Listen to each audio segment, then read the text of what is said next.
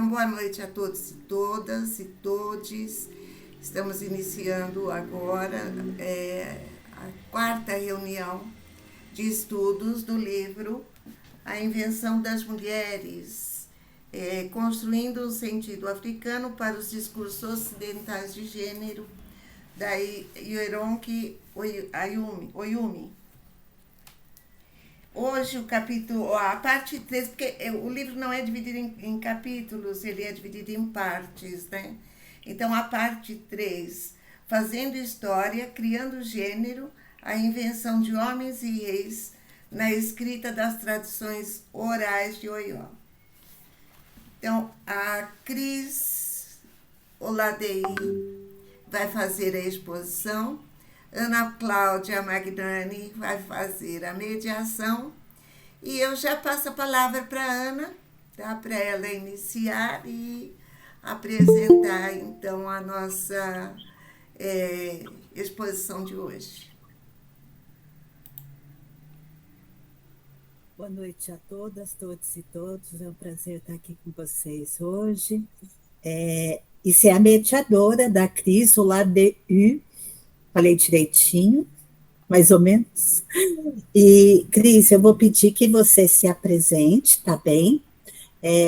Porque eu quero ouvir o que te importa contar para nós sobre você.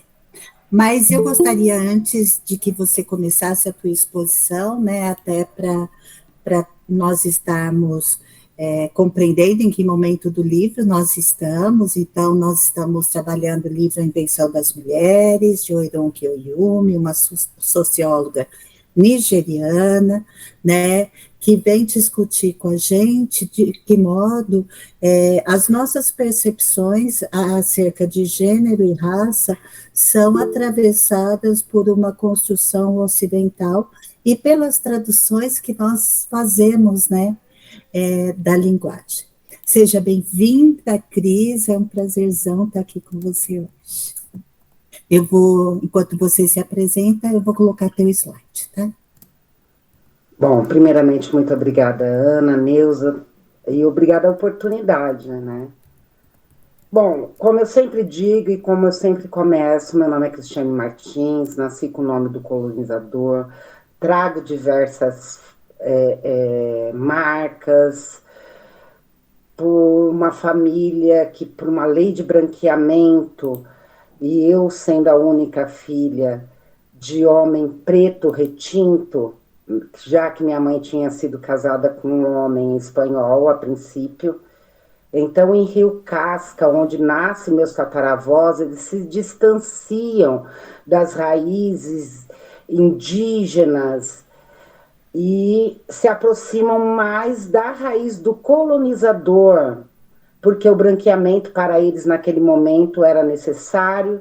Nisso eles integram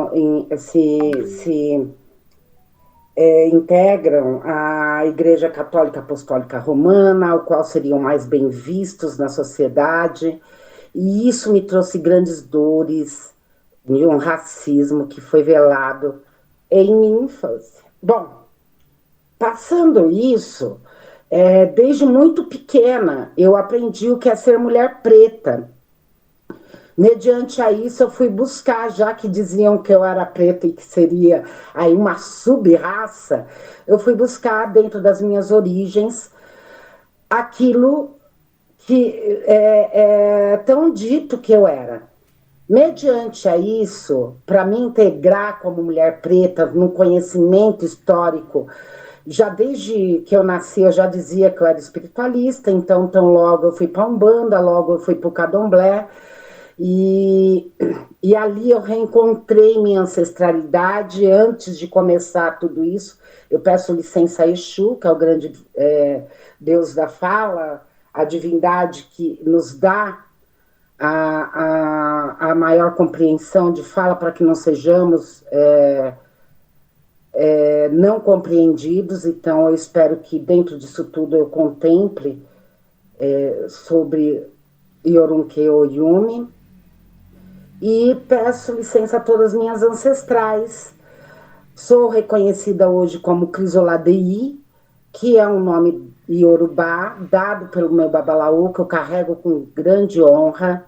Lamento por toda essa ancestralidade que foi reprimida dentro dos seus valores, que foram negados, e por ter uma pele mais clara, se acreditavam brancos. E hoje é num país que vivemos, né? E que estamos rompendo a cada dia. Então, meu nome é Crisola Dei, sou filha de Oiá, me iniciei em 2005 para Oiá, e dentro da religião iorubá eu venho me encontrando todos os dias, então falar sobre África para mim é um grande prazer. Muito obrigada, atenção aí, tá bem? E bora lá, eu espero que eu contemple vocês. Fazendo a história e criando gênero, sob a luz de Orunque, né? Então, nós vamos do tópico das páginas 133 a 183. Gente, eu fiz um resumo, porque são 50 páginas e todo o livro é maravilhoso. Se eu ficar em coisas assim, que eu paro e volto lá e estudo novamente, a gente não vai sair daqui hoje, nem amanhã e nem depois da manhã. Então, eu fiz resumos para que eu possa explicar da página 133 a 183, que é o tópico de apresentação Fazendo a História, Criando o Gênero, a invenção de homens e reis na escrita das tradições orais de Oió. Este tópico serve como tese central do capítulo de Oyumi. Argumenta que a escrita da história de Oió, realizada principalmente por missionários e historiadores nigerianos educados no Ocidente, não foi um mero registro, mas sim um ato de invenção. Essa invenção constitui generificação, projetar as categorias ocidentais de gênero, masculino e feminino, sobre a sociedade iorubá, que, segundo a autora, era organizada primariamente pela senioridade e não pelo sexo, ou seja, era criada pela idade. Criação de reis, transformar a complexa estrutura do poder de Oió, que incluía autoridades femininas e corpos coletivos, em uma sucessão linear e exclusivamente masculina de reis obás, espelhando a monarquia europeia, sendo que nós temos a nossa grande deusa Obá, que é uma deusa mulher. Eu tenho que fazer esse recorte, desculpe. O apagamento, o processo resultou no apagamento sistemático do papel político, social, simbólico das mulheres na história oficial de Oió. Já a crítica, né, de Orunque, que eu acredito que está passando... Passa para mim, mamãe.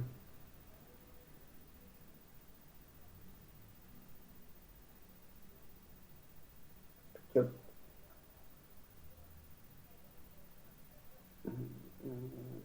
ver aqui.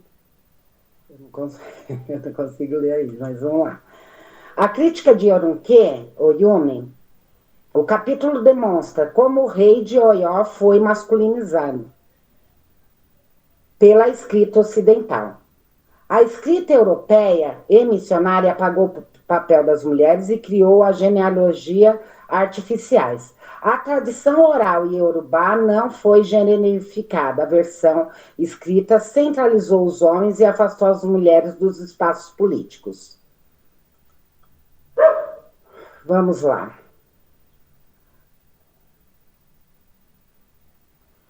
Em explicação resumida, encontrando o rei em cada homem, a historiografia tradicional de Oió, exemplificada por Johnson e seus sucessores partiu do pressuposto ocidental que uma liderança intrinsecamente masculina, ao coletar as tradições orais, os historiadores estavam ativamente procurando um rei em cada figura masculina de autoridade, mesmo que esta autoridade fosse em senioridade em um papel não generificado. A crítica de Oyumi, a crítica de Oyumi mostra que essa busca masculinizou a política, onde havia uma estrutura de poder baseada em senioridade e a relação de parentesco sem distinção de sexo. A escrita impôs que uma hierarquia de poder centralizada no homem, transformando homens comuns em potenciais chefes e despolitizando as mulheres. Pode trocar, amor. Falando a história, escutando os homens. Eles fizeram isso, por incrível que pareça. A autora critica a seletividade das fontes utilizadas pelos historiadores no contexto colonial. Os historiadores ocidentais e seus colaboradores nigerianos tenderam a privilegiar vozes masculinas como fontes de informação sobre a história e a política. Resultado: a história registrada tornou-se inerente masculinizada, pois as mulheres foram sistematicamente ignoradas como fontes históricas válidas sobre o passado político. A tradição oral, que era plural e incluía perspectiva feminina, foi reduzida a um discurso escrito, monocórdico, centralizando a experiência e a visão do mundo dos homens.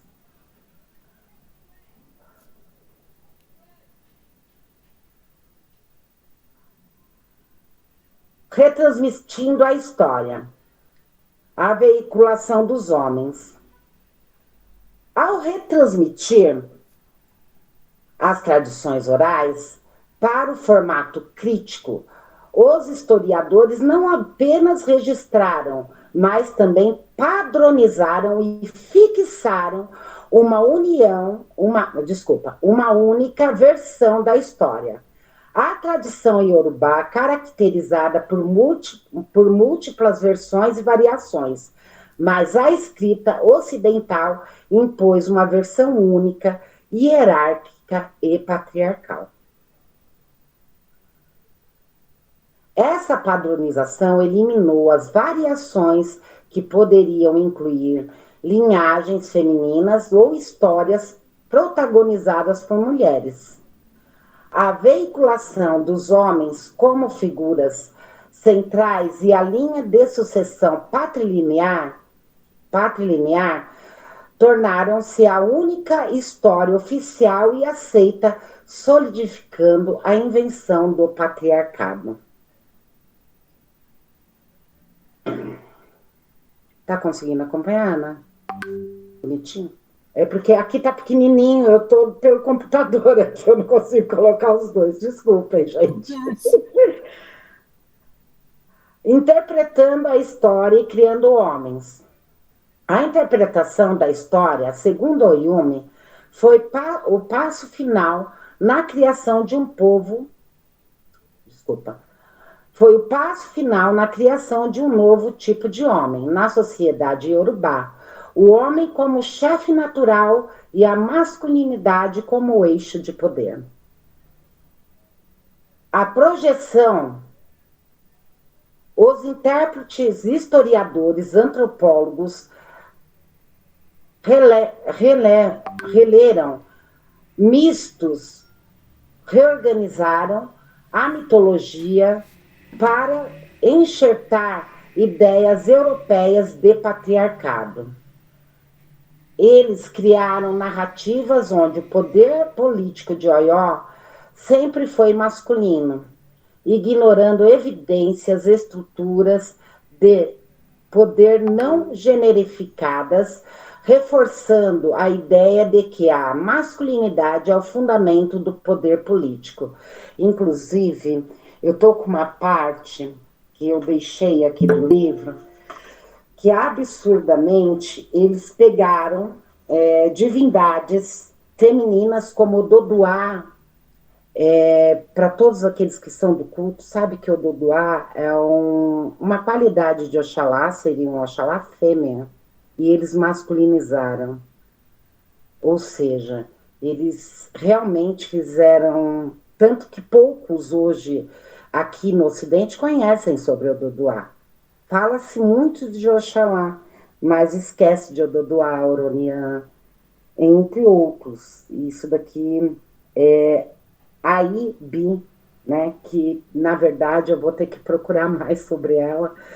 Então, assim, foi absurdo o apagamento das grandes divindades femininas que eram ligadas exatamente ao poder político de uma cidade e por isso foram divinizadas também.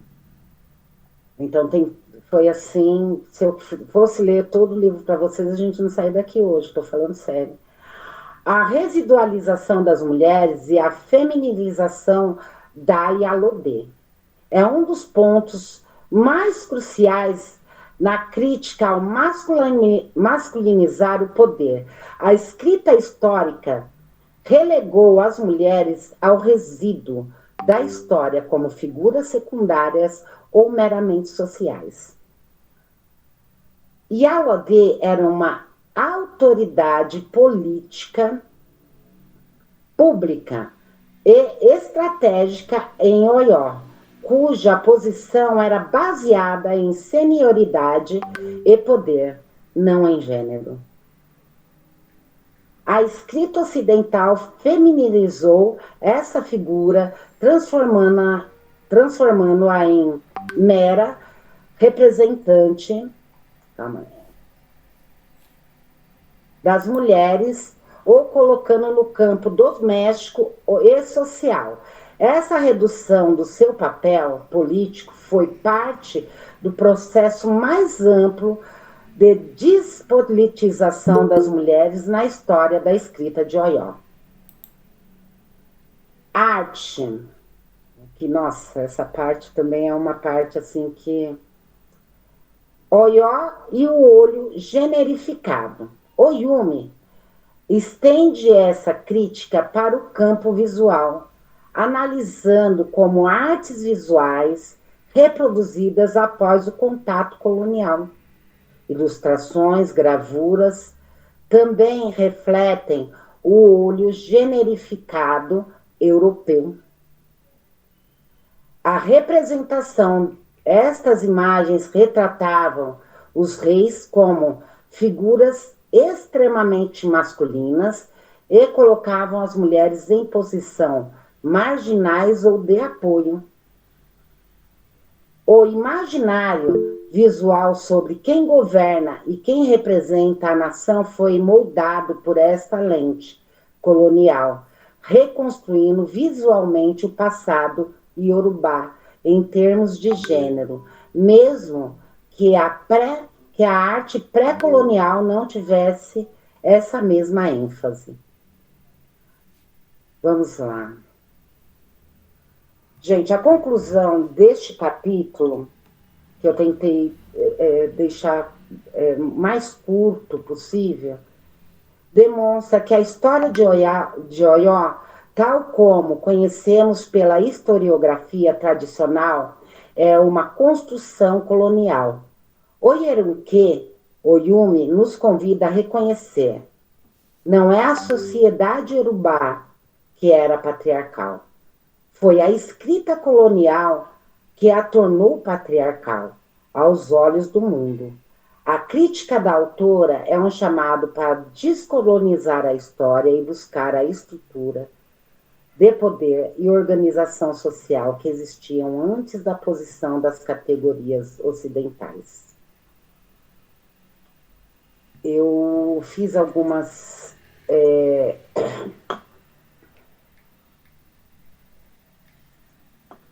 eu aprofundei algumas páginas que eram de suma importância, que não tinham como eu resumir tanto, porque realmente é as páginas que mais trazem essa...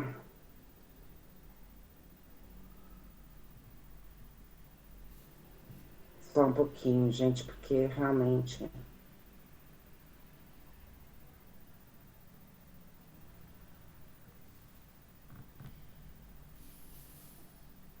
Então, na página 170 a 178, Oyumi critica mulheres que governaram e foram chamadas de regente.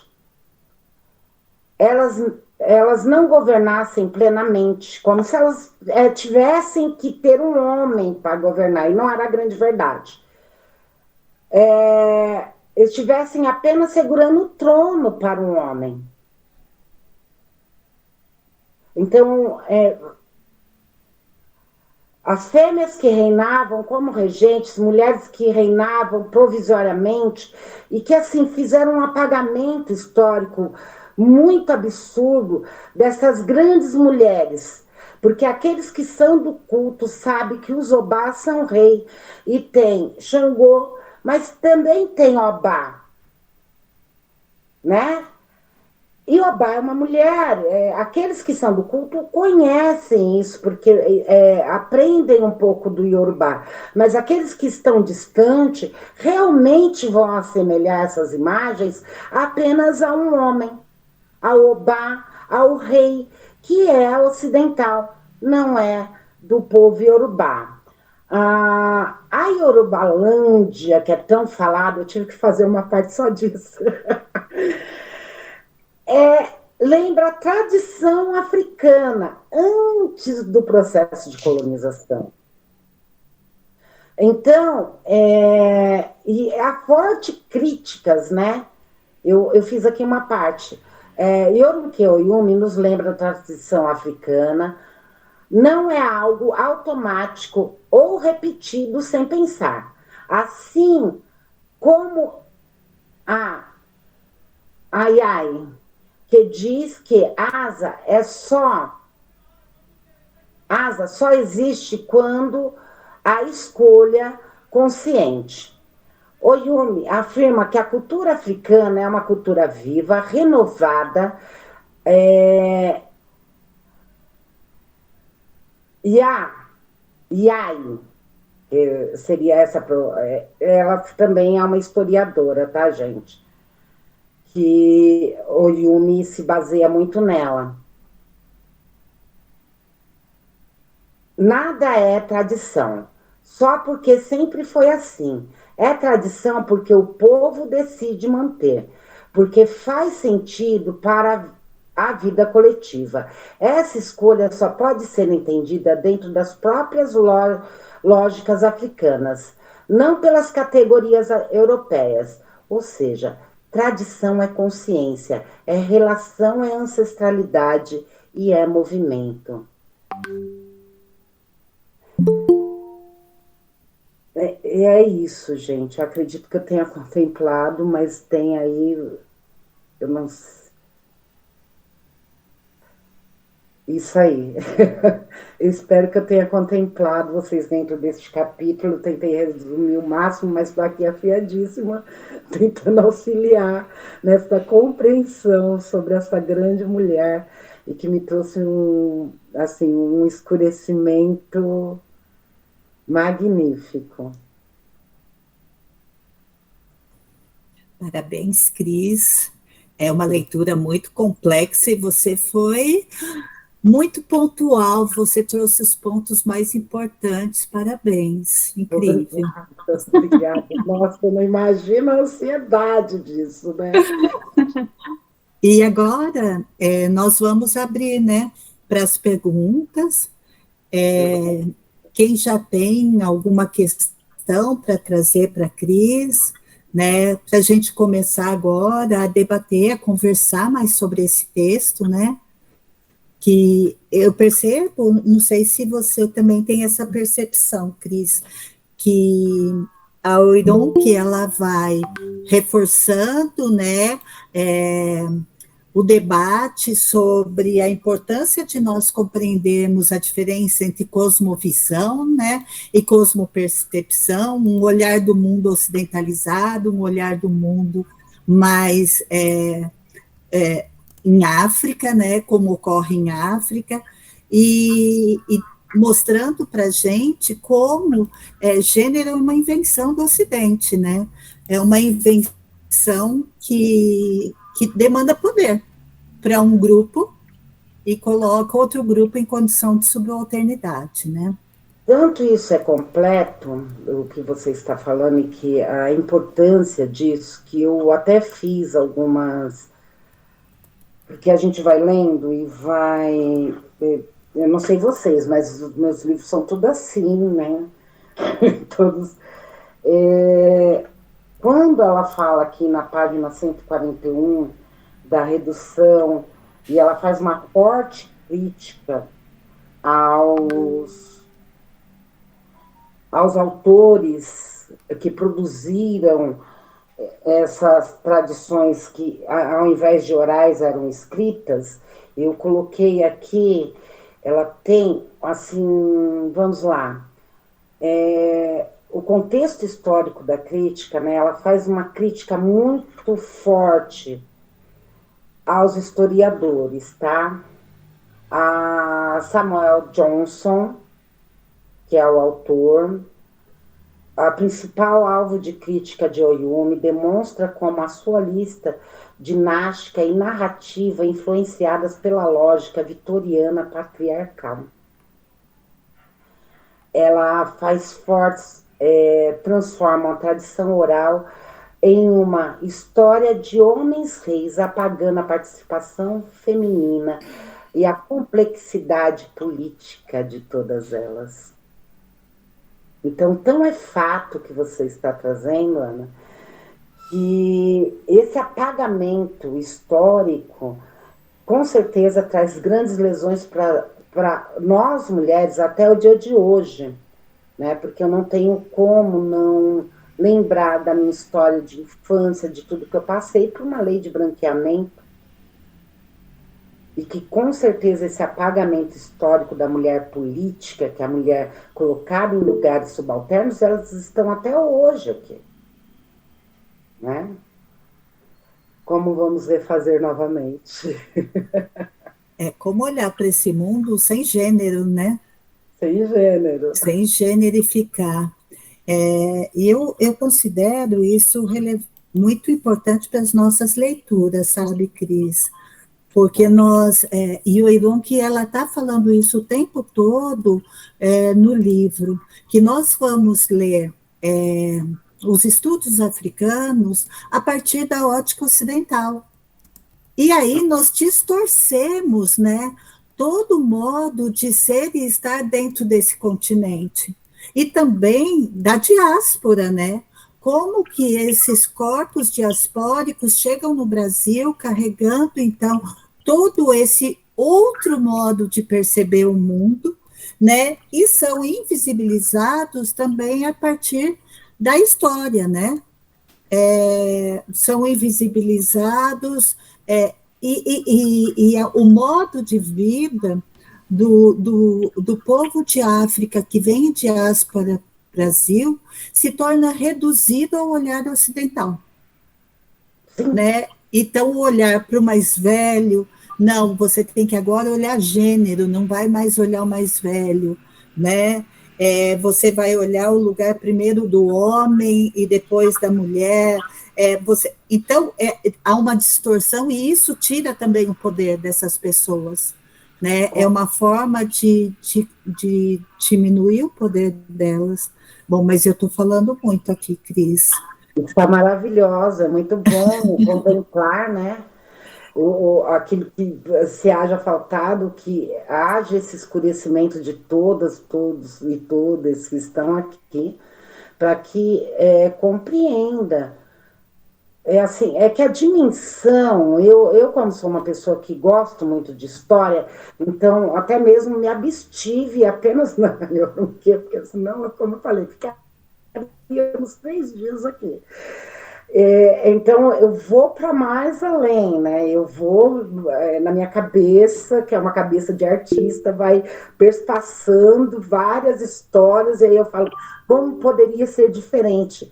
Quanto sofrimento não teria nos poupado? Sim. Entendeu? O Paulo levantou a mão, Cris. Vamos Pode lá, falar, Paulo. Paulo. Eu não entendi, Cris, a crítica ao historiador, sem brincadeira, eu não consegui entender bem do ponto de vista teórico, né? Mas antes de você responder, eu quero fazer um comentário que eu vejo como pertinente. É incrível como que, quando a gente parte para essa discussão da colônia, colonizador, colonizado, a gente entra numa discussão muito fantástica, porque a ditadura colonial, ela impõe cultura, impõe religião, impõe tudo, né? Impõe valores. E depois que ela impõe tudo isso, ela faz a gente pensar que é impossível a cultura do outro, né, ser passível de existir, ou de ter existido em algum momento. Eu sou protestante e eu estava na igreja um dia, como o pastor disse, é utopia o que está escrito em Atos capítulo 2. Quando ele disse isso, eu bati a mão na cabeça, e minha esposa aqui em casa fala que quando eu faço a cara, o pessoal já sabe que eu estou insatisfeito. Eu bati a mão na cabeça, falei, Jesus, tu não crê nem em Deus, o cara não crê nem na Bíblia. Porque quando você traz uma outra cultura e o cara diz que é utopia, né? Ou seja, se a própria cultura bíblica é uma utopia, qual cultura que esse pastor acredita ser uma cultura, de fato, a cultura capitalista, a cultura do colonizador, a cultura do branco, do patriarca? E aí a gente começa a pensar como que as pessoas aderem fácil, né? Aderem de forma fácil a essa perspectiva cultural, e no fundo é excludente. Exclui a mim que sou preto, né? Exclui a mim que sou pobre, exclui a mulheres, exclui a indígenas, exclui a tantas outras pessoas que estão em vulnerabilidade social, e é mais fácil aceitar que essa cultura imposta é mais possível do que qualquer outra, uma cultura africana, uma cultura cristã, no caso do cristianismo primitivo, e tantas outras culturas que já existiram no modo asiático, etc. É muito interessante. Agora, a sua resposta, Cris.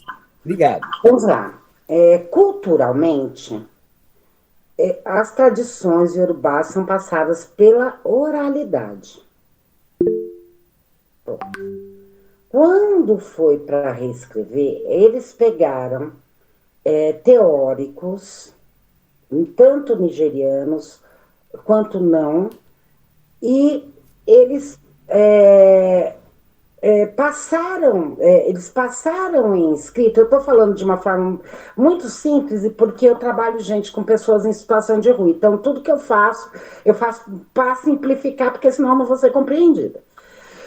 Então, para que eles passassem em escrita, em livros, eles pegaram exatamente estes nigerianos que foram criados no Ocidente, estes historiadores ocidentais, e eles, ao invés de passar a tradição oral, perguntando para mulheres, não. Eles simplesmente fizeram um apagamento das mulheres, pegaram apenas homens, mesmo que estes não fossem. Como que eu posso falar?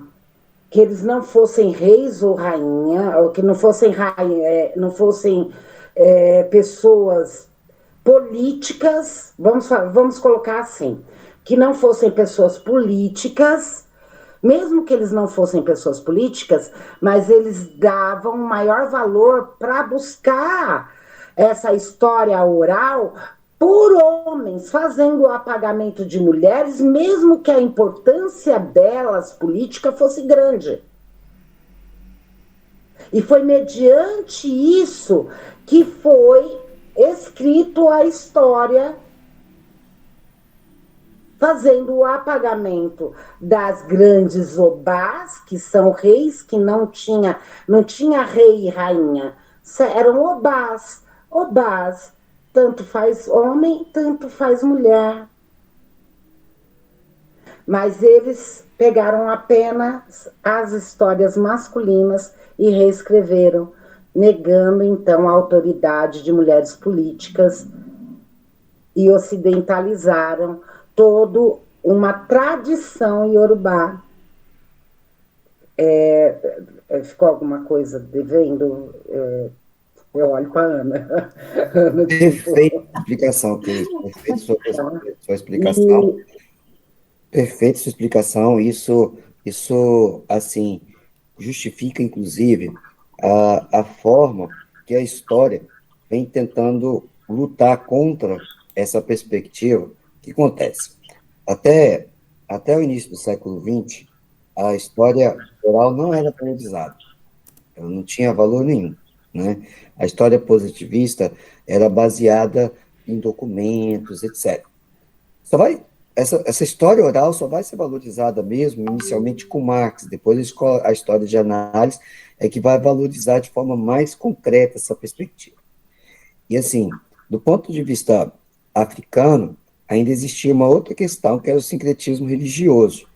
No sincretismo religioso, a Igreja Católica, ela fez uma coisa muito chata, porque, afinal de contas, ela era considerada eurocêntrica. A Igreja Católica, ela é eurocêntrica, né?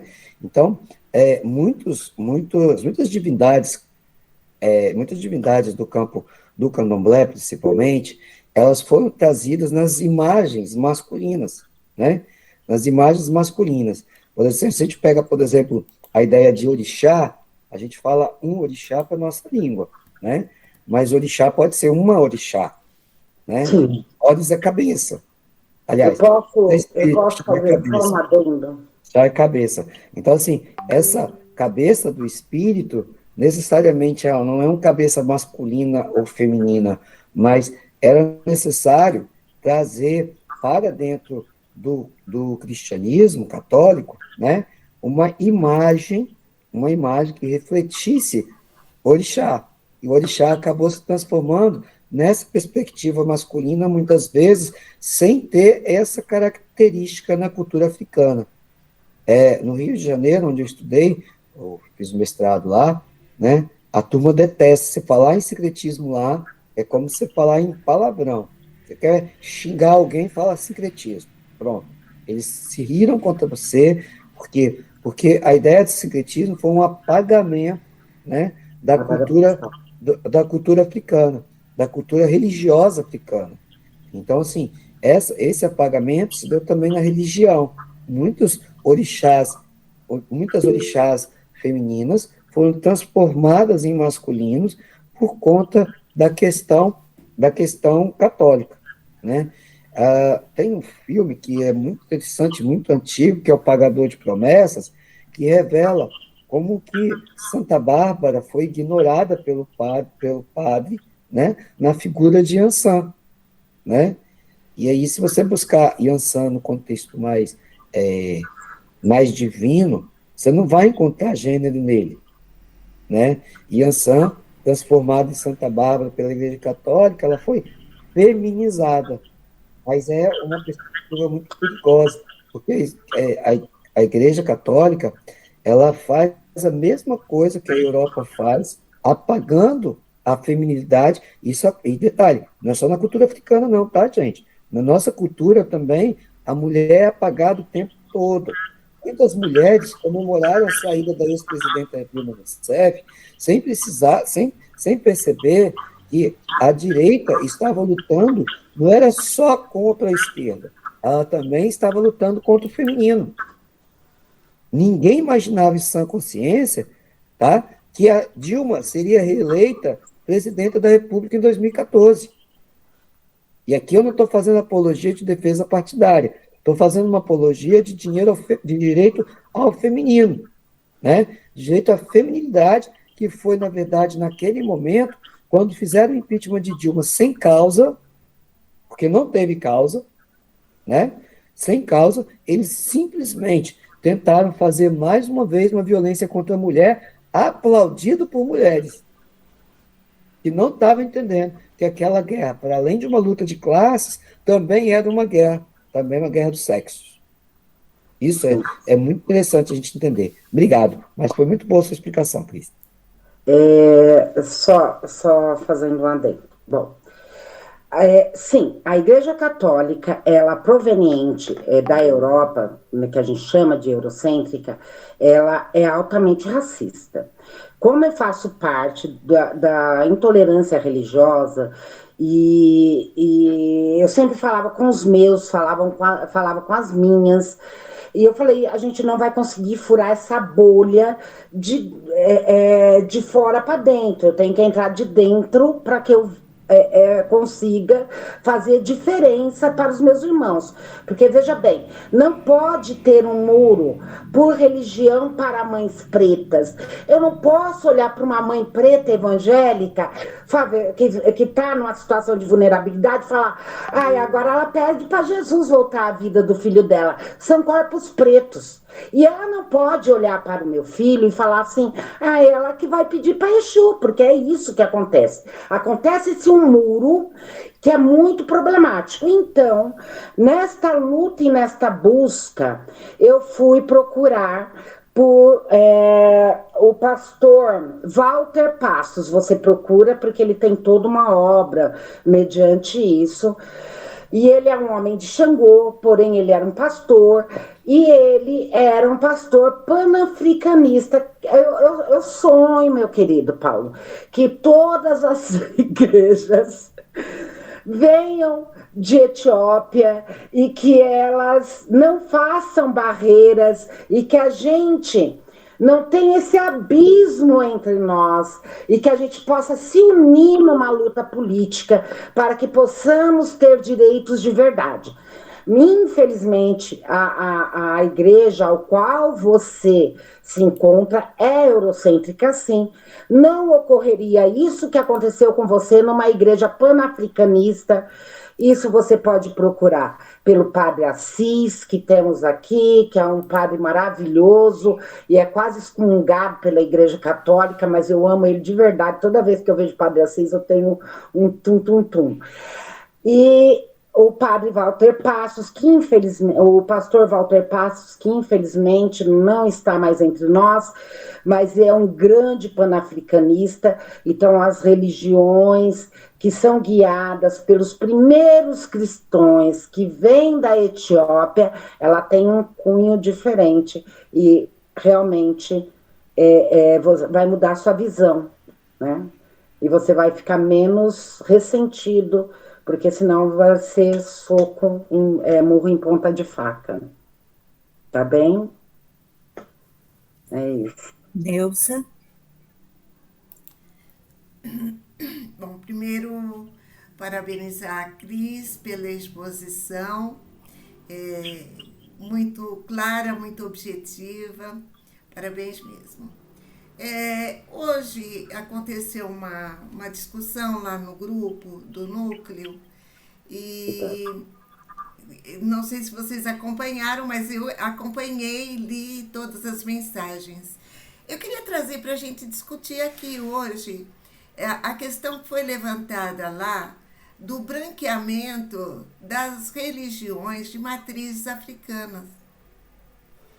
Eu acho que a gente precisa, porque essa questão do fundamentalismo, né, religioso que a gente vê hoje na nossa sociedade, chegou às raízes, às religiões de matriz africana. O que eles acabam demonizando, eles também estão tomando conta. Pelo menos foi isso que eu percebi pela discussão lá no grupo. Então é isso, eu queria abrir essa discussão aqui também.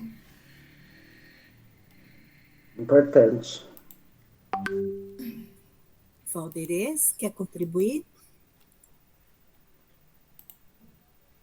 Oi, gente, boa noite. Em primeiro lugar, eu queria aqui parabenizar a Cris. Ela é minha amiga, mas ontem mesmo estavam falando que nós somos bastante críticas uma com a outra. E eu queria dizer aqui o quanto achei assim muito boa a sua apresentação, Cris, e vejo que é um grande diferencial você já ter essas referências, se não na discussão de gênero que a Oironque traz, mas das referências da discussão, obviamente, sobre África e sobre a cultura iorubá, de alguma forma. Então, assim, acho que você falou com tanta propriedade, eu, assim, como alguém que realmente já conhece muito a fundo. Eu acho que isso foi muito diferencial. E a fala com relação à questão dos historiadores é mais ou menos o que a gente tem, né? Se for pegar de uma maneira geral, né? Óbvio que ela vai especificar isso com relação à questão de gênero lá na cultura iorubá. Mas, de uma maneira geral, a própria Chimamanda já fazia essa discussão, né, da questão da história única, mas no sentido de que, por mais que aí eles vão tentar falar da história de África, eles vão ter aquela visão única, vamos dizer assim, vão partir da sua visão própria de mundo, né, de alguém que parte dos padrões da cultura europeia. E isso, obviamente, faz toda a diferença. E acho que outra questão, assim, uma fala potente é de que a tradição não é uma mera repetição, né? Achei muito importante essa fala. Não é uma mera repetição e que as pessoas têm uma visão do que é importante dele, por que é importante manter e passar adiante os seus costumes, a sua cultura, né? E seu modo de vida, seus saberes, e, enfim, todo o seu modo de vida, né? Então, acho assim, muito fundamental essa discussão, acho que muito rico esse livro, né, da Oironque. E com relação à questão de gênero, esqueci o seu nome, é Paulo, né? Falou que no caso aqui no Brasil, sim, porque o Brasil segue os padrões da cultura europeia, que foram impostos por aqui, né? E o capitalismo, mais do que todas os modos de produções anteriores, se apropriou disso, da questão do patriarcado. Eu sempre costumo ressaltar, que é um dos pilares do sistema capitalista, é o patriarcado. E precisa dessa divisão aí, inclusive para potencializar a exploração, né? Das mulheres, e da exploração, da abertura de mercados, de tudo. Porque, por exemplo, fui comprar uma lembrancinha para a criança, a primeira pergunta que a pessoa faz, um artesão me fez, foi: é menino ou menina? Falei: caramba, poxa vida, isso é uma fralda, por que não pode ser algo que seja para menino e para menina, né? Um papelzinho de presente. E isso vai se exacerbando, porque eu me lembro que há algumas décadas não era tanto assim. Mas vão criando cada vez mais nicho de mercado com relação a essa diferenciação de gênero, cada vez mais aprofundada. Então, ela é incentivada pelo capitalismo em diversos âmbitos, tanto da exploração, como da mercantilização, quanto da inferiorização das mulheres para projeção política dos homens, né, do masculino, como o próprio livro fala, mas nesse sentido. Então, voltando aí, parabéns, Cris, e parabéns ao núcleo, né, por esse estudo aí tão curioso.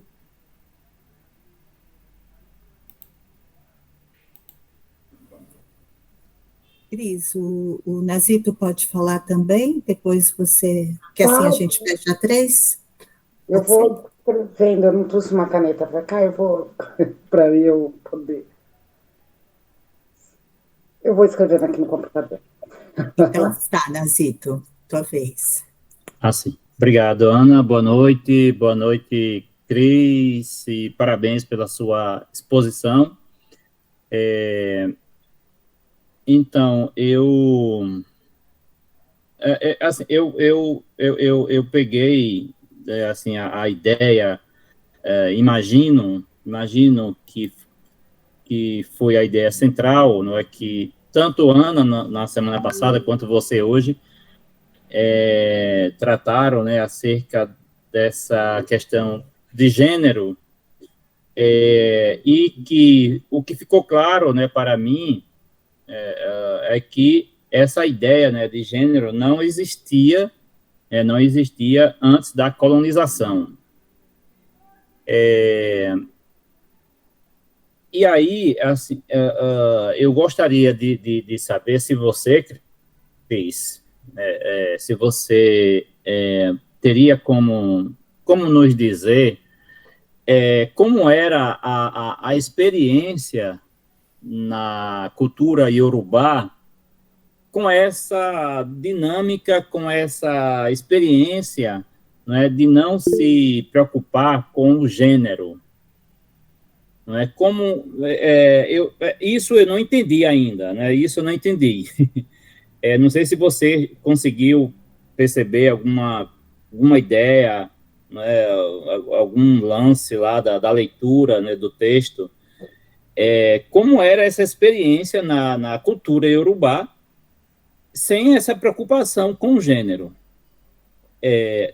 Óbvio que, assim, eu concordo, né, com a sua fala, né, com as questões políticas que você colocou, não é, com a crítica, né, que você, claro, a crítica que você resgatou da autora, no sentido de que as mulheres foram excluídas, não é, né, se criou lá a história escrita.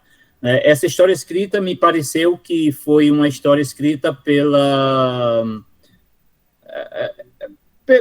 europeus, né, pelo pesquisador europeu, eurocêntrico, né, melhor dizendo, né, pelo pesquisador eurocêntrico. Então, ele colocou, né, criou essa ideia, né, do homem como chefe natural, né, e masculinizou o poder, né, masculinizou o poder. Eu concordo que isso está errado, não? Eu concordo que isso está errado, que foi assim que foi um exagero, não somente um exagero, mas um erro mesmo, um erro propriamente dito. Mas voltando ao que eu falei antes, como era a experiência? Eu gostaria de entender melhor como foi, como era a experiência dos iorubais com essa vivência, essa experiência sem a preocupação com o gênero.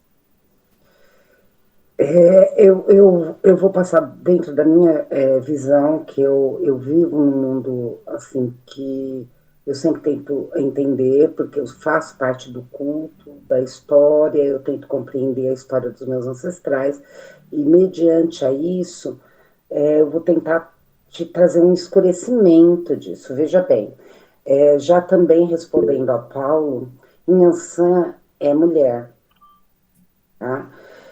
E que é aclamada como Oiá, tá vendo? Aí vamos lá, eu vou pegar um outro nome aqui.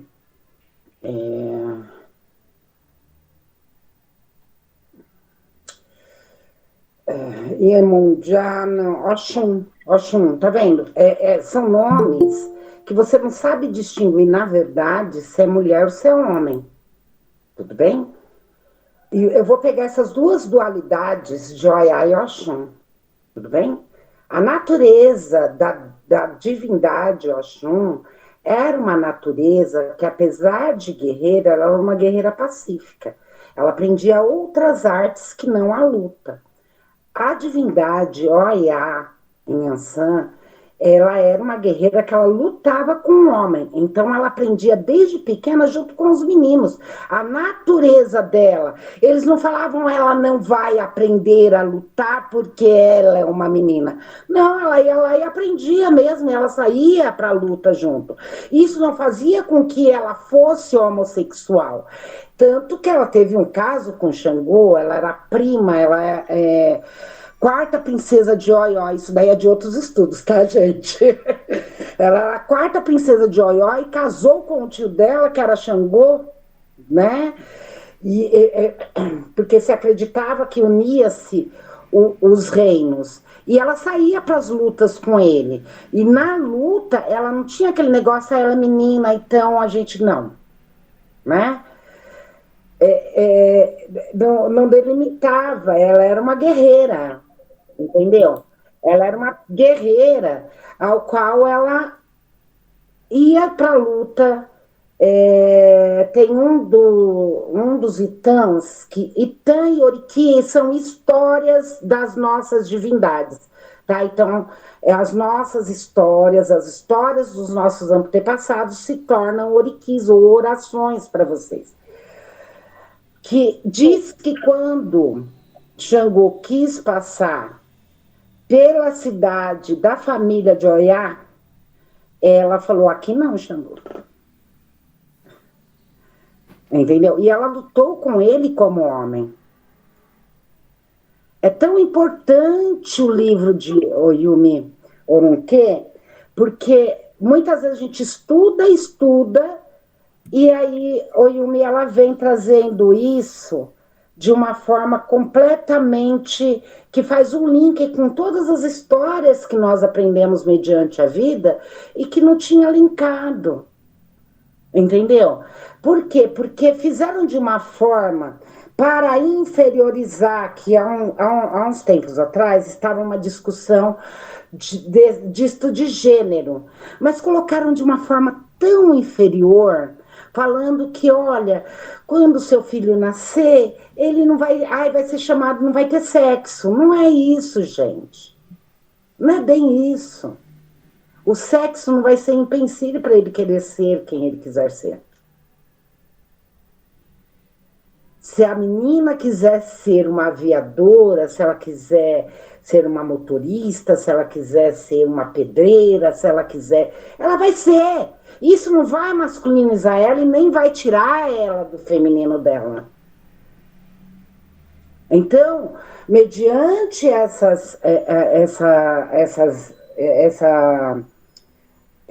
esse escurecimento de Yorunque,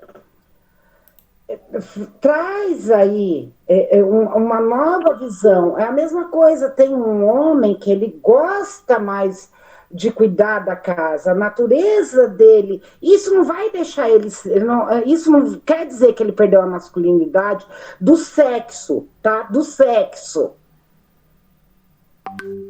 Que aqui, se você lavar uma louça, você já, né? Acabou essa masculinidade. Entendeu? Então, não era visto por isso. Não era visto por isso. Tá? É assim que eu acredito. Eu estou falando para você dentro daquilo que... de outras leituras, de outras vivências, de outras elucidações,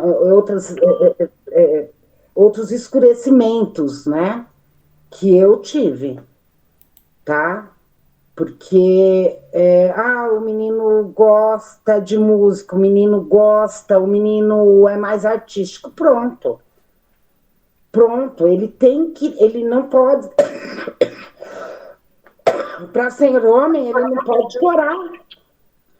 E nós estamos tendo hoje no nosso cotidiano, pessoas que elas não têm tirado a natureza delas, e aí tem o adoecimento social que nós lidamos aí todos os dias. Eu não sei, deu assim para escurecer aí esse ponto? Ficou escurecido? É isso. Então, há uns dias atrás, há uns tempos atrás aí, eles assim, eles inferiorizaram, né? Olha, não vai ter gênero, olha, porque tipo assim, seu filho vai ser chamado de menininha. Eles acabaram com isso. Já para não poder colocar este antigo que já estava lá de uma forma tão natural que ninguém precisava pôr se era homem ou mulher. Ai, tem que pôr lá no registro se é homem ou mulher. Poxa vida, o sexo, a parte reprodutiva dele já foi criada para aquilo, entendeu? Mas eu não tenho que colocar a menina porque ela gosta de brigar desde pequena, tá vendo? Ela é sapata, é aquelas coisas bem pejorativas que a gente vê aí que tá posto, né? E que não é respeitada a natureza humana. Colocar um modo de bula, o homem ele tem que ser, tanto que nós perdemos muitos jovens porque eles acreditam que tem que ser violento. Morre-se mais homens do que mulheres. Porque o machismo, eu tenho até um poema que fala sobre isso, não mata apenas mulher não, mata homem também. Porque o homem, para ser homem, tem que ter diversas mulheres. A mulher, ela tem que caber, ela tem uma baita de uma potência, mas ela tem que ficar lá na louça, porque ela... Então, é isso, entendeu?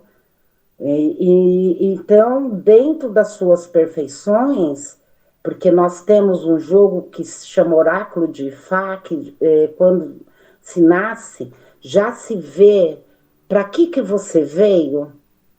Por exemplo,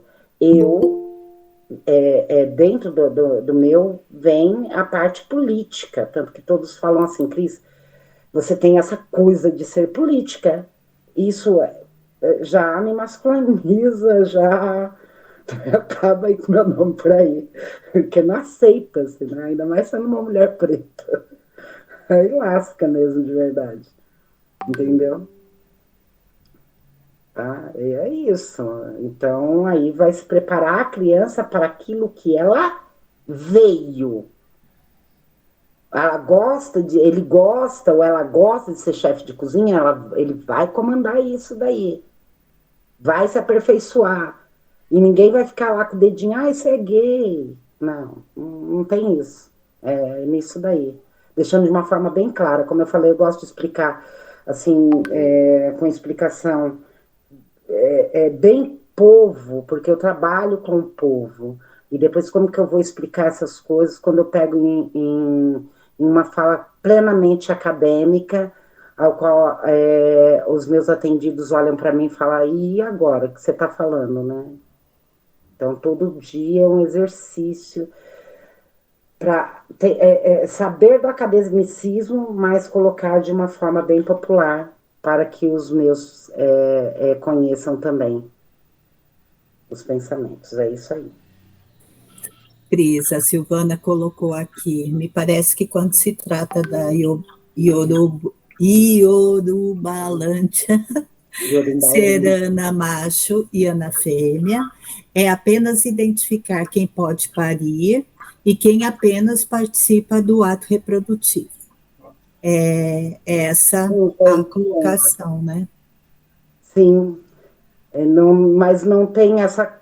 a mulher, ela não vai ser privada exatamente da vida dela, porque ela pode parir, ela vai ser uma mulher política, ela vai ser uma...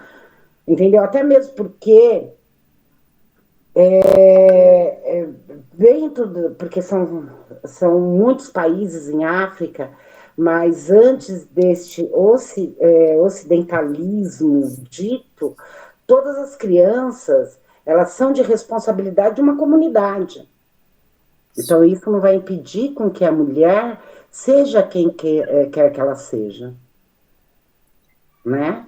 Agora nós temos inscrito o Paulo, né? A Neuza em segundo e eu em terceiro, tá? Ok. Vamos lá. Pode Eu ir, espero que eu pode. esteja contemplando vocês, gente. Ô, Cris, olha, foi excelente a sua explicação. Ficou muito Obrigada. melhor do que eu tentei dizer, tá? E é isso aí mesmo. Eu assim, o que eu conheço da mitologia africana, grega, egípcia, tem um muito pouco, conheço muito superficial, mas a sua explicação foi excelente, tá? Mas eu queria, na verdade, fazer um comentário aqui para o Nazito, se não me falha a memória. Acho que é Nazito, o professor Nazito. Tem um livro e um filme que eu vou te indicar, que eu não sei se você já assistiu, A Mulher Rei, né? Não sei se você já assistiu. É muito interessante para você entender um pouco a matrilinearidade, né? Que dá um pouco essa compreensão do que a Cris está colocando enquanto a mulher nessa lógica, né? Que a gente passa a compreender. E um livro que eu vou te sugerir, eu também não sei se você já leu, se você já leu, você também vai entender um pouco o que ela falou, que é Totem Tabu, de Sigmund Freud. O Totem Tabu, ele vai contar um pouco, o Freud vai contar um pouco a experiência dele na região da Oceania, nas ilhas da Polinésia ali, né, em que as mulheres, elas eram, né, as verdadeiras rainhas, elas que assumiam o controle político, detinham todo o poder, e aí quando a gente começa a entender essa perspectiva, Uhum. né, que está dentro do espaço histórico, a gente começa a entender também essa cultura africana, né, que, na verdade, por isso que quando eu fiz a menção aqui ao pastor da minha igreja, que faz uma menção a Atos 2 como tópica, né, eu me assusto, porque, na verdade, mesmo que fosse utópico, como ele colocou, né, o cenário mitológico é que vai explicar a história de muitos povos, né? Mitologia não é mentira. Mitologia é uma cultura popular. Essa cultura popular, ela vai trazer para nós um conhecimento mais aprofundado até do que aquilo que a gente entenderia, do que aquilo que a gente entenderia do passado, se fosse fora da mitologia, né? Fora da mitologia, talvez a gente não entenderia. E aí, é muito importante a gente entender que isso que a professora Cris, a professora Ana, né, e a cultura africana conta no livro, é uma questão de compreender que mostra que essa, essa possibilidade, né, da gente romper com a dominação masculina sobre a feminina, nessa categorização que o ocidentalismo criou, né, é uma necessidade até para a convivência. Por isso que muitos homens, por exemplo, se sentem no direito de matar suas esposas, de espancar suas esposas, de ir lá e dar um tiro nelas se elas arrumarem um outro, né? Então, assim, é muito aceitável na nossa sociedade que o homem arrume outra. Ah, tá vendo? Cara, mas quando uma mulher arruma outro, nossa, que vergonha. A concepção machista, ela só consegue ser empreendida dentro de uma cultura ocidental, patriarcal, capitalista, que segrega as pessoas e coloca em vulnerabilidade mulheres, gays, negros e negras, né, a deficientes, crianças e adolescentes, idosos e idosas, sabe? A redação do Enem esse ano, a minha filha veio falar comigo, Paulo, ô pai, eu não consegui fazer a redação. Eu falei, porque você não está prestando atenção. no que está se produzindo nos debates sobre a questão da terceira idade. Os debates vêm para destruir direitos e não dar mais direitos. E o que é colocado sob pretexto para tirar direitos? Nós temos muitos idosos. Se temos muitos idosos, não é para tirar direitos dos idosos, é para ampliar direitos. Sabe? Porque é pela cultura de classe que se justifica o rico pagar menos imposto que o pobre, o idoso ter que trabalhar em detrimento dos mais jovens, e por aí vai. Então, a gente começa a construir ideais de uma sociedade excludente, na qual a gente precisa dessa desigualdade e entra a relação de gênero. Entendeu? Não sei se você consegue entender onde eu quero chegar, mas essa cultura é possível, sim.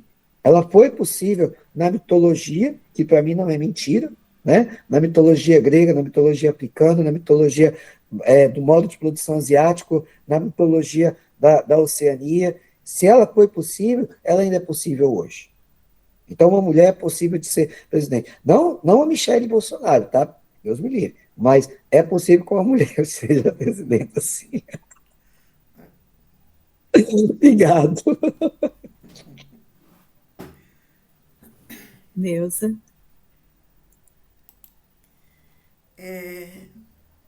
Obrigado, Paulo. Eu levantei a mão porque, na fala da Cris, eu lembrei do estudo que nós fizemos na semana passada, né, que a Ana apresentou. Eu acho que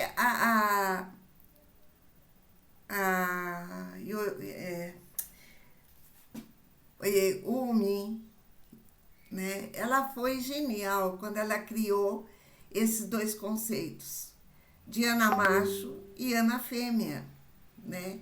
Anatomicamente macho e anatomicamente feminina.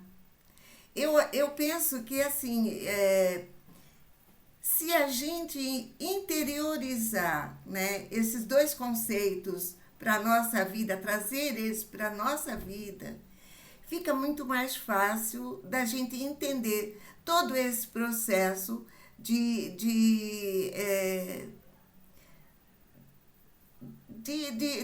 generificação, né? Que ela traz, essa discussão que ela traz, né? Então, é isso. Eu só queria lembrar, né, desses dois conceitos, Ana macho e Ana fêmea. Não tem nada que diz que é mais perfeito do que pensar dessa forma, né? Substituir homem e mulher por Ana macho e Ana fêmea. Eu acho que tá aí o centro da questão de gênero trazida e discutida pela Oironque.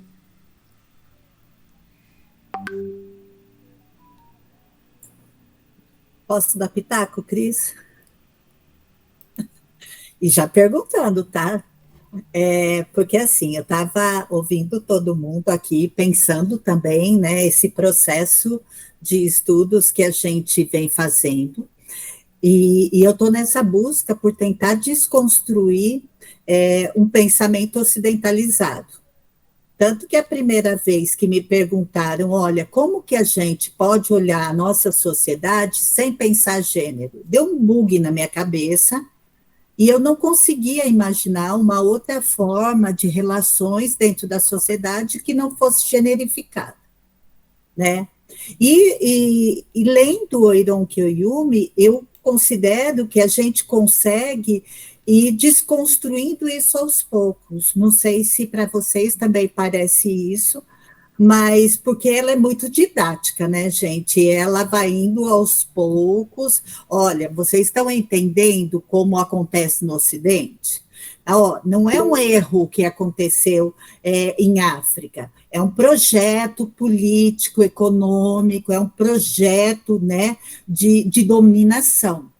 Então, eles não chegam lá e vão apagar a história, eles vão pegar pessoas que já estão com o pensamento formatado a partir do Ocidente, né, colocar em África, nesse povo que está sofrendo esse processo de colonização, a gente tem que lembrar isso, né, que não está falando com esse povo que vivia dentro desse modelo, mas é um povo que já está sendo oprimido, que já está mudando a forma de estruturação da sociedade, e eu vou colocar pessoas, e volta lá para Wanderson Flor, para traduzir, né, de acordo com a vontade do Ocidente, o modo de vida iorubá, né? O Wanderson Flor, ele é muito pontual lá no começo, puxando a gente tem que prestar muita atenção. O que é tradução, gente? O que é traduzir o que o outro fala? Né? Eu posso usar as minhas ferramentas para induzir aquilo que me interessa, né? E apagar a história do outro. E é isso que a tradução faz, por isso que hoje a gente discute tanto tradução, né? É muito importante a gente pensar isso. E outra coisa, ela também fala lá no começo, olha, prestem atenção, o Ocidente, ele fala a partir de uma cosmovisão, para eles interessa o que eles veem. Então, eu vou estruturar o mundo de vocês, vocês sentem de uma forma integral, cosmopercebem, vou diminuir para caber na forma como me interessa, que é cosmovisão. E aí eu tiro tudo aquilo que tem relação com a tradição, que tem relação com a ancestralidade, porque é tudo coisa que eu não posso ver, né? E aí eu vou desestruturando a lógica que estrutura a relação de vocês. E aí fica tão difícil para a gente entender que existe no Ocidente uma lógica biologizante que está junto com as relações de poder, né? Que diz que quem tem o pênis, ele tem mais poder do que a mulher que não tem o pênis, então que lhe falta e que se torna o outro. Então, aí eu compreendo que a gente tem que pensar de que forma que a gente vai traduzir isso agora, Neuza, para a questão que você trouxe, para a religiosidade. Falando a partir do Ocidente, nós vamos demonizar sempre, porque é o que interessa à igreja. Né? Eu vou dizer que a religião do outro é sempre demoníaca, é sempre menor. Por quê? Dentro da religião católica, que eu fui criada, a gente é catequizado pelo medo, né? É o medo do demônio, é o medo da morte, é o medo de tudo aquilo que eu não tenho como entender. E aí... Medo do pecado. Isso, porque se eu conhecer a religião do outro, eu estou pecando. Se eu compreender a religião do outro, eu estou pecando, porque eu estou me associando ao mal. Então, a gente é conformado de uma forma tão profunda no medo que se torna impossível questionar. E aí eu vou contar um caos para vocês rapidinho, para vocês darem risada da criatura aqui nos meus primeiros dias de começo de desenraizamento do racismo. Estou eu lá e o professor Dagoberto, assim, falando na minha cabeça, presta atenção nisso, presta atenção naquilo, mas eu não conseguia entender o que ele estava falando. Porque eu estava tentando entender a fala dele a partir dos princípios que o Ocidente colocou em mim. Eu falava, mas como que isso é possível? Né? É a mesma pergunta que nós estamos fazendo aqui hoje. Como estruturar uma sociedade sem gênero, gente? Como fica isso? Né, Cris, que você trouxe com tanta facilidade aí, mas a gente está tão com a cabeça diminuidinha que fica complicado, né?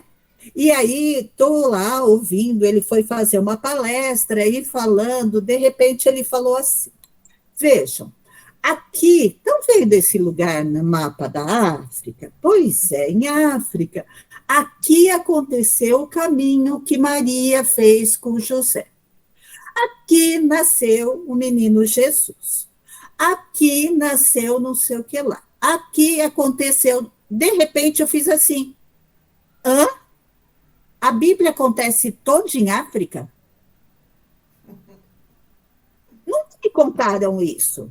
Então, entende, gente, que dá um bug na cabeça, que você olha e fala, e parece que cai a cortina. Eu dei um grito no meio da sala, que o professor Dagoberto riu da minha cara uma meia hora. Eu falei, como assim? Né? Me enganaram até hoje. Entendem o que eu tô querendo dizer para vocês? É bem isso. A gente precisa começar a desconstruir e questionar, gente, né? Problematizar o pensamento. Então, quando eu falo de hoje de religiões de matriz africana, e a gente tem muito medo na escola, né, Cris? E vai falar assim na escola: olha, eu não estou falando de religião, eu estou falando de cultura. Ah, gente, tem dó, né? É a mesma coisa. Não tem essa dicotomia, cultura para um lado, religião para o outro. Entende? Eu estou falando de história africana, eu estou falando de saberes africanos que são diferentes e que foram traduzidos para o nosso idioma da forma como o conquistador quis, para tornar esses povos menores, escravizados, diminuídos, retirar deles toda a potência para eu poder escravizá-los. Tá? Aí já falei demais. E, Cris, quer ouvir o Paulo também, o professor Paulo? É sempre importante, né? Escutar vocês. Eu também já fui buscar muito sobre branqueamento, porque eu também tenho documentos aqui. Na hora que você estava falando, estava procurando. Tá aqui. E bora lá, né, gente? Porque tá rica, é isso aí. Bora lá, Paulo.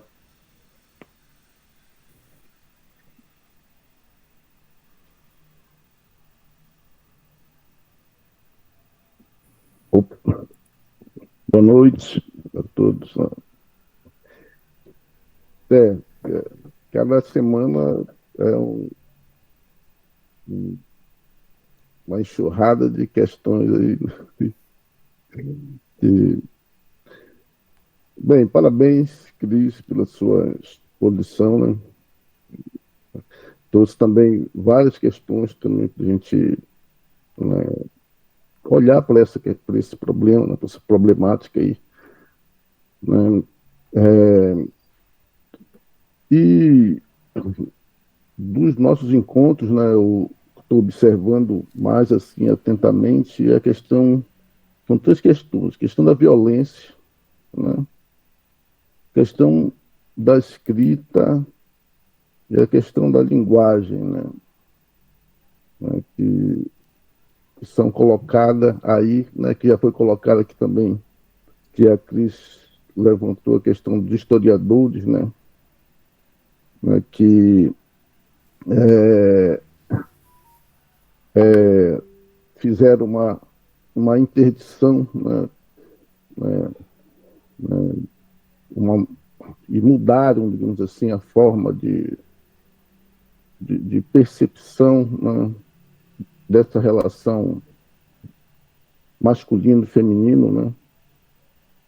E, logicamente, que essa mudança ela se dá dentro de um contexto qual ela se realiza, né? Então, o masculino e o feminino ali eram protagonistas, né, do processo. E, e por parte, por exemplo, do feminino, há a questão reprodutiva, né?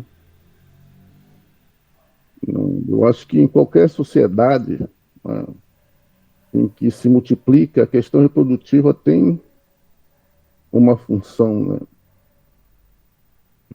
Eu gostaria de saber se há, né, nessa percepção, né, a questão reprodutiva, né, há um caráter político, por exemplo, né, do feminino, né, nessa relação. E como isso pode ser subjugado, né? Como isso pode ser submetido, né, a, digamos assim, a uma interdição, né, daquele que só participava, né, do processo reprodutivo, né? E eu não consigo ver isso sem uma violência física também, né? Sem uma violência física, né? Então, a pergunta que eu gostaria de deixar aqui é se essa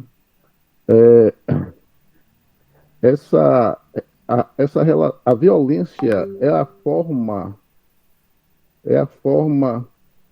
é, a violência é a forma natural ou normal dessa relação, tá?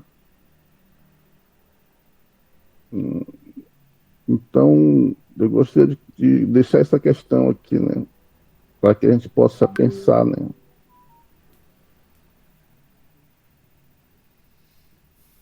Obrigado. Cris. Bom, primeiro que dentro do culto Yorubá há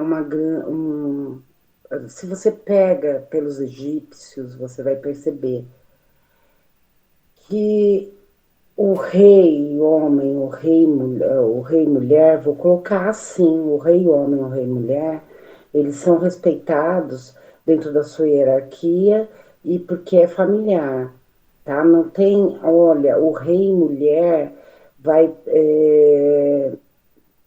vai ser menor do que o rei homem. Se você pegar uma das músicas, até mesmo de Lessie, que ela fala sobre Ranavalona, alguém já ouviu falar da rainha Ranavalona? Há um tempo atrás, você pegava ela pelos veículos de comunicação como a rainha mais sanguinária e perversa. E por que, que ela era perversa? Porque ela não permitiu que, que o país dela fosse invadido pelo Ocidente. Eles pregam aquilo, amor, amor desde que eu te domine. Então ela foi uma rainha sanguinária pela visão ocidental, porque ela só estava a defender o seu povo. E com certeza, entre os seus pupilos, as pessoas, o tratamento de Ranavalona seria igual se fosse rei homem ou rei mulher. Então, eles não viam essa distinção. Então, automaticamente, esta violência de gênero não existia. Eu soube ser bem interpretada, enegrecer isso. Eu pude contemplar? Fala aí, Ana. Fala aí, Ana, por favor. Porque é isso, entendeu? Você ser um obá, você ser um rei, mulher rei, homem rei, não existia, era rei. Então não tinha essa agressão. Era rei, pronto. Não tinha rainha, por exemplo, era rei. Já começando assim, era rei, era tudo rei. Ah, mas porque rei é um nome masculino? Não, era rei, ele não era nem masculino nem feminino. Hoje nós ouvimos falar de uma grande deusa e um grande deus, porque tem tantas partes femininas quanto masculinas, que é Olokun. Tá vendo? Olokun, né? Que é a grande deusa ou o grande deus do mar. Entendeu? É rei daquele espaço. Porque, mas aí tá numa coisa divinizada, tá divinizado porque ele sabia como extrair para o seu povo alimento do mar. É por isso que era visto como rei. ou vista como rei. Tá vendo como que a gente é tão colonializado que é visto, porque é um nome que a gente não sabe diferenciar se é feminino ou se é masculino. E os nomes iorubás, eles têm muito isso. Quando Cris, se fala posso de dar um palpite? Oi? Posso dar um Pode, palpite? pode. Eu acho que você está explicando assim maravilhosamente. Eu só tiraria o masculino e o feminino e colocaria pessoa. Isso, Pronto. pronto. Porque o gênero, a violência está associada ao gênero no Ocidente. As relações de gênero no Ocidente são violentas, né? Tem o superior e inferior. Em África, não. Eram pessoas, a não ser na hora do parto e da concepção, só. Não sei. E aí você está explicando isso para a gente, né, Paulo? Que eu entendi muito bem. É isso, porque a gente quer entender, ó, mas é homem, é mulher, não interessa, gente. É o mais velho. É um ser humano. Isso, é uma pessoa. Ponto. É Bom, uma pessoa. E essa pessoa tem tantos direitos quanto os direitos não eram divididos. É um ser humano. O direito que cabe a um, cabe a outro. Até o Ocidente chegar. É. Entendeu? E tanto que nesse processo ocidental, que daí eu quero exatamente. Tem mais alguém para responder? eu acho que agora, Neuza, o Paulo pode ser o último, Sim, ou sim? é exatamente isso que eu ia dizer. Nós já estamos com 1h30. 1h30 Então, Paulo, a partir do início da apresentação da Cris, né? tá, Então, se então, alguém mais Cris é o Paulo. quiser falar, então levanta a mão agora, mas vou pedir que seja bem rapidinho, para o O vídeo não ficar cálice muito para longo. sempre. Não, cálice para sempre não. Cálice até o próximo encontro, tá? Próxima segunda. É isso. Não, não é pergunta que eu quero fazer, não. Eu gostei muito da fala da questão da pessoa, perfeito. Mas, assim, muito cuidado com essa história de humano, que além de masculinizado, né, o humano praticado pelos jesuítas foi um humano muito desumano. Então, assim, nada de humano, tá? Nada de humano. Quando eu vejo essa coisa de humano, só para vocês terem uma ideia, né? Quando foi criados os direitos humanos, pensados, eles foram pensados a partir dos direitos universais do homem, tá? E lá na França, tá bom? Uma mulher girondina chegou e foi falar na convenção, ó, eu quero também o direito das mulheres. Mandaram, ó, guilhotinar a mulher. Tá nada de ser humano, não. Pessoa tá ótimo. Feminizar tudo, tá? E assim, não se assustem, porque eu sou nesse nível. Ou a gente feminiza tudo, tá? Ou então a gente vai continuar sob essa dominação machista, né? E é exatamente o contrário do que. E não é querer colocar o feminino sobre o masculino, não se trata disso. É trazer essa perspectiva, né? Essa perspectiva essa perspectiva da diversidade para o centro, né? Eu falei de forma séria, embora foi engraçado, né? Mas uma presidenta, tudo bem, menos Michele. Então veja que eu estou falando de uma mulher, mas não é uma mulher que vai representar as mulheres, não é uma mulher que representa a classe trabalhadora, e é uma mulher, tá? É nesse sentido que a gente tem que pensar. Nada de também querer achar que porque é feminino, vamos pensar aí numa Damares da vida, né? Senão daqui a pouco a gente vai começar a ver Cristo, os orixás na boiadeira aí, Deus me livre, não é isso que eu quero, né? Então, nada de, dentro dessa medida, pensar uma coisa dentro da diversidade, nada de ser humano, né? Porque o ser humano matou muita gente aqui na América, né? Principalmente na América Latina, tá? Com o discurso que estava protegendo. Então, sim, É nesse sentido que a gente tem que pensar. Obrigado. Eu me sinto tão contemplada com vocês. Olha, gratidão. Eu quero falar sobre a religião, sobre o branqueamento, mas quero falar também sobre as divergências e a importância, tá? Dentro do culto iorubá, nós acreditamos que a construção do corpo de cada ser humano, ele é de uma natureza. Ponto. Então, você tem os elementos, os outros elementos para a construção do seu corpo, porém, 2 elementos serão mais fortes. Quando eu falo o mar, que é o Olocum, quando eu falo a tempestade, que é o Oiá. Então, as pessoas, elas são diferentes, porém todas elas, dentro desse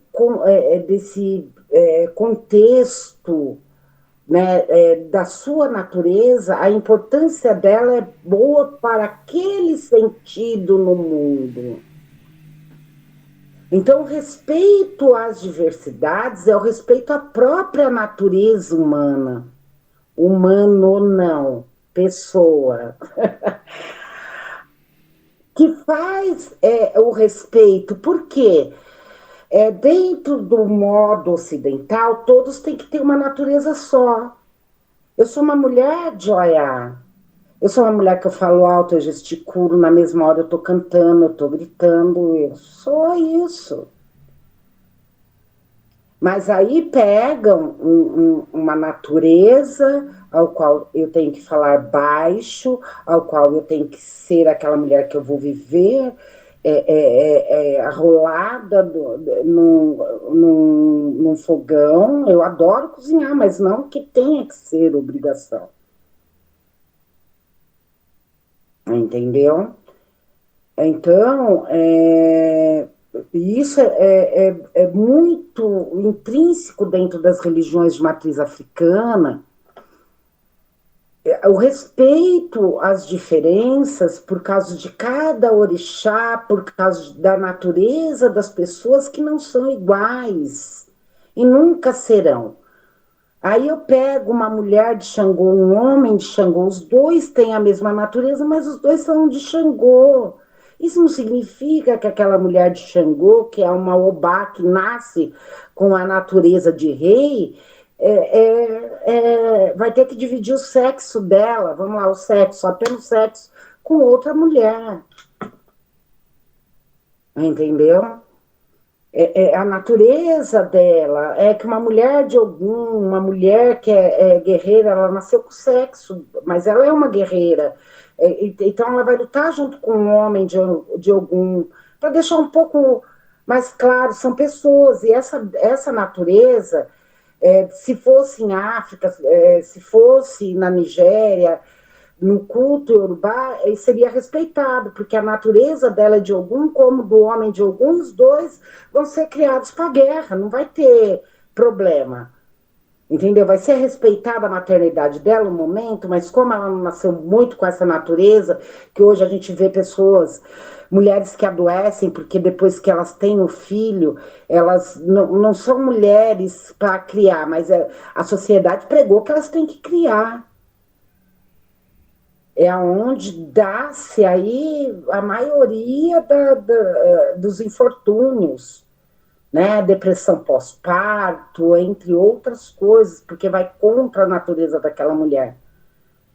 Entendeu? E a sociedade, ela não consegue ver de uma outra forma. Essa mulher tem que ser assim. O homem, tudo bem largar a mulher grávida e abortar a criança na barriga, mas a mulher, ela tem que ser assim.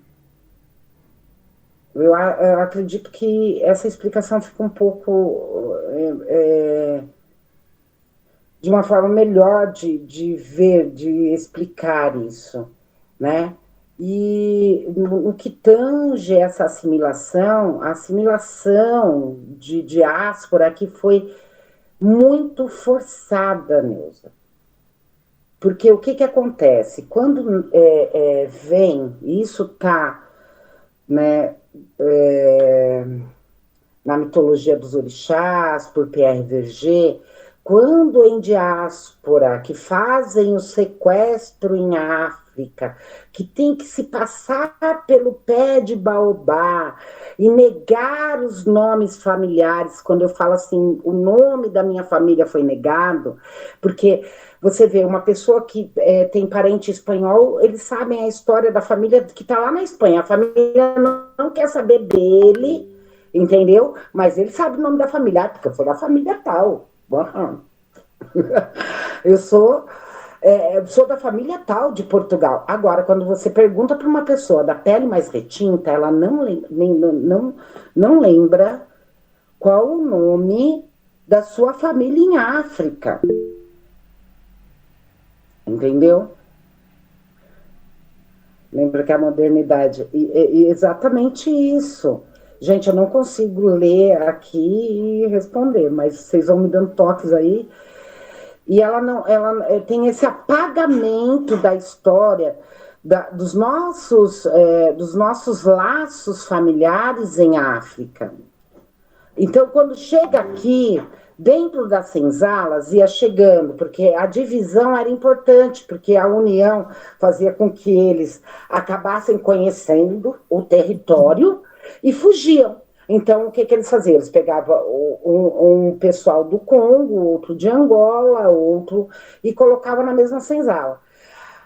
Daquele país de África que tinha chegado, que era mais antigo, era aquele que comandaria o culto ancestral, porque não existia candomblé. Candomblé é uma criação aqui do Brasil. O culto aqui. E o que se ocorria? As sinhás, né?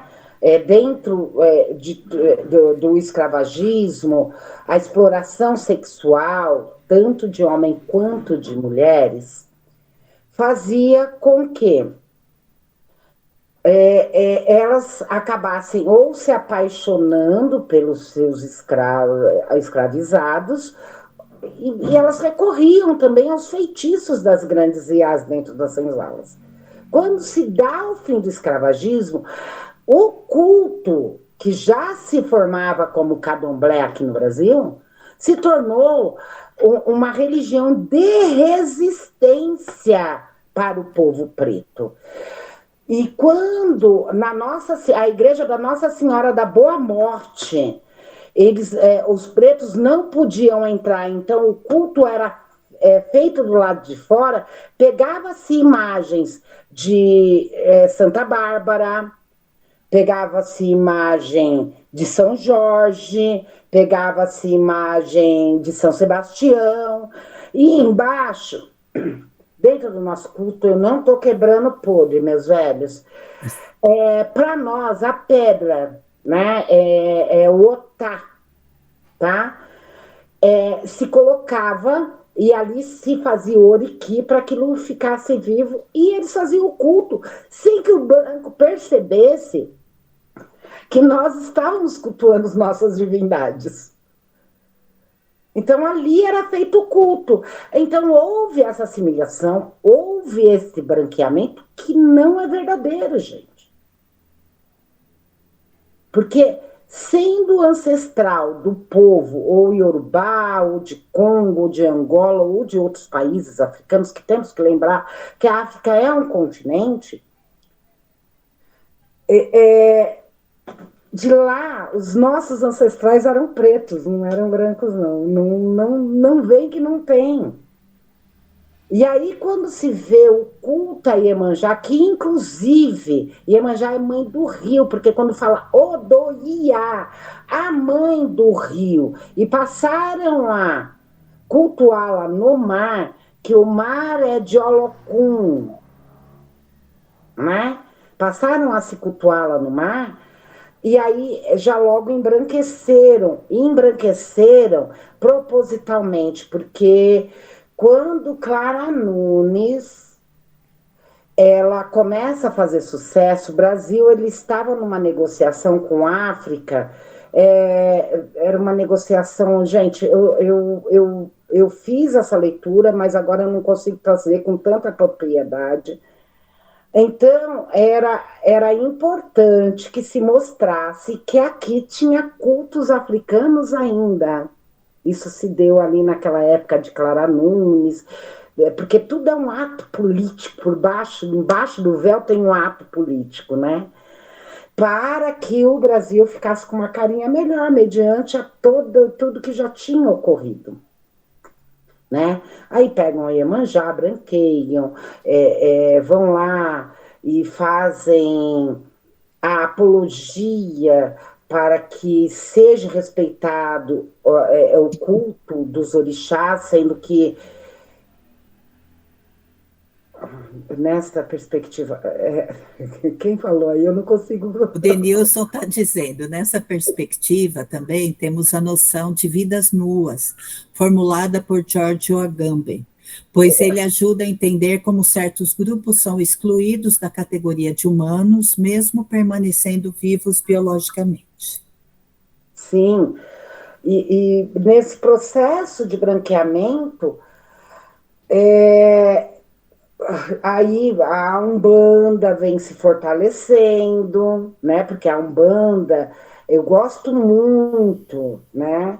Eu gosto muito da Umbanda, mas a Umbanda, ela é um processo de assimilação muito forte, tá? E é mentira que a Umbanda nasce aqui, porque, na verdade, para quem vai estudar a Umbanda, ela não nasce aqui, porém ela vem de Congo e Angola, que é do culto de Angola, que é altamente africano, né? E eles foram lá e mudaram para embranquecer, para deixar mais ocidental, porém com essa ligação com os orixás. Tá? Mas os orixás, eles são negros, não tem como, mesmo hoje a Umbanda, com toda a assimilação que ela tem, se for estudar a fundo, tem ancestrais nossos, quando a gente fala de boiadeiro, a gente fala de baiano, quando a gente fala... São um povo preto, gente. Pode ficar à vontade, Paulo. É um povo preto. Entendeu? Porque é baiano. Deus, eu entrego para Deus, tá? Não, eu estou preocupada porque é claro que a conversa é muito boa e a gente ficaria aqui mais 1 hora. Mas o vídeo depois fica muito longo, né? E aí o pessoal não consegue assistir, tudo bem? Ô, Cris, lembra que eu falei com vocês da história positivista, que aceitava tudo registrado, escritinho, etc. A consideração nossa da Umbanda como uma religião única, nascida e registrada no Brasil, é porque, historicamente, ela foi registrada pela primeira vez no Rio de Janeiro. É mais por causa disso. Não é a questão, a gente reconhece os fatos que você está colocando, né? Mas ela tem esse registro histórico, por isso que a gente considera a primeira e única religião efetivamente brasileira. Aí o pessoal do candomblé fala assim, não, mas nós também. Mas o candomblé não há registro, ou pelo menos não se conhece, dentro da perspectiva cartorial, que é o que marca o nosso país, né? Como a Umbanda tem. O pai José, se me falha a memória, que fez esse registro. Desculpa, só essa coisa que eu queria. Sim, mas eu vou buscar essa história para vocês. E, na verdade, houve, né? Vamos colocar... houve esse registro, mas a Umbanda, na verdade, ela é nada mais, nada menos do que raízes de Congo e Angola. Tá? É um culto que traz os nossos ancestrais, que traz nossos boiadeiros, que traz nossos preto velhos, que traz os nossos baianos, salve todos os baianos, eu tenho uma baiana linda, de maravilhosa, Dona Maria, E que, se você for ver, traz o povo preto, o povo trabalhador, né?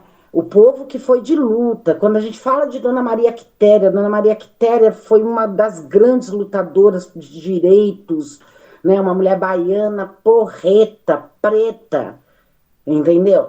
Então, e é isso.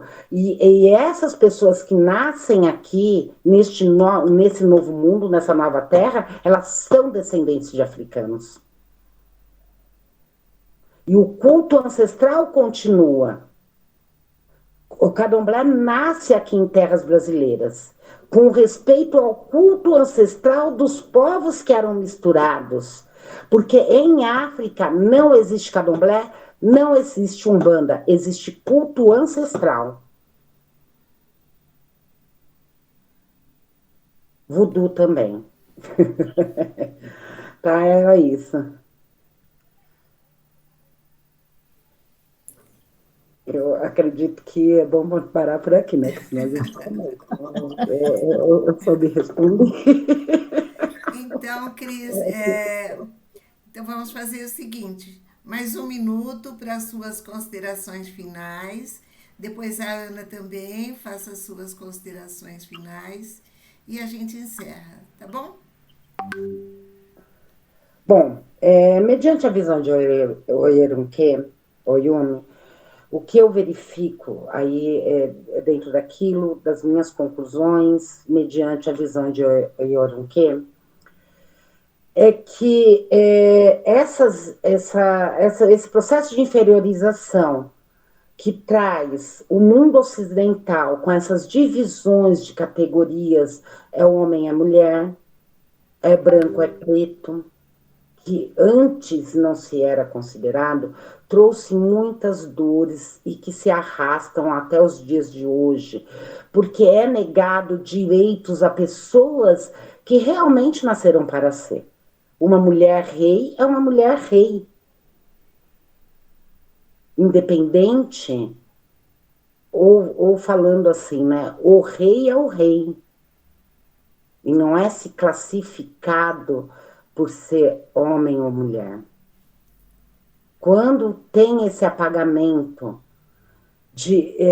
da sua natureza, daquilo que você nasceu, e te colocam para ser de apenas uma natureza, é onde nascem todas as dores que hoje temos aí, as doenças de saúde mental, por um projeto de não reconhecimento e de não respeito às diversidades que temos e não reconhecemos mais pelo apagamento histórico.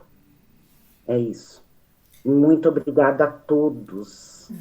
Obrigado, Cris. Muito obrigado mesmo. Foi fantástico. Eu que agradeço. Ana? Bom, pessoal, eu acho que é um longo caminho pela frente, né? Até a gente conseguir dar conta de tudo isso que o Edom que vem provocando a gente a pensar, né? Essa estruturação do mundo ocidental, não mais falar mulher, nem falar homem, falar ana macho, falar ana fêmea, né? Sem generificar, porque falar mulher é falar de uma estrutura ocidental de violência contra corpos, né? E é um processo, né, gente, que a gente está aqui buscando desconstruir uma visão para entender de uma outra forma os estudos africanos. Né? É muito importante esse percurso que a gente está fazendo. Agradeço imensamente, Cris, por ter estado junto com você aqui, uma honra enorme, agradecida. Agradecida, Neuza, pelo convite. É sempre uma alegria estar com vocês, viu? Até semana que vem. Agradeço a Deus, agradeço a todos a atenção. Muito obrigada. Até semana que vem. Tem mais. Boa noite. Só lembrar, Boa noite a todos. Boa noite. Amanhã, Gente, Adri, fantástico. Boa noite. amanhã, Adri, ela colocou um texto hoje lá, e a partir desse texto houve uma grande discussão, né? Mas o que eu quero chamar a atenção é que no texto dela, ela não fala corpos. E ela, na fala dela, ela não fala corpos. É corpas. É corpas. Então, é tudo isso, né, que a gente tem que aprender e que a gente tem que ir assimilando e introjectando, né, para nós, para nossa vida, para essa desconstrução. Uma outra coisa também que eu gostaria de lembrar é que aqui todos os estudos que nós estamos fazendo, desde o primeiro, todos eles foi para reconstruir identidade, história, cultura, pensamento africano. E a cada dia a gente está se aprofundando mais nesse nosso estudo, né? Então, nesse mês de novembro, né, em que nós faríamos uma atividade específica, eu acho que a gente está fazendo muito mais, porque nós estamos trazendo toda segunda-feira essa discussão. E é uma discussão positiva, né? É uma discussão para construir ou reconstruir a identidade, a cultura, a história, o pensamento, o lugar, enfim, tudo que é preciso para talvez um dia, quem sabe, dar conta de eliminar o racismo na sociedade. Acho que é isso. Obrigada, gente. Boa noite. Segunda-feira a gente está aqui. Boa noite, Boa galera. noite, boa noite.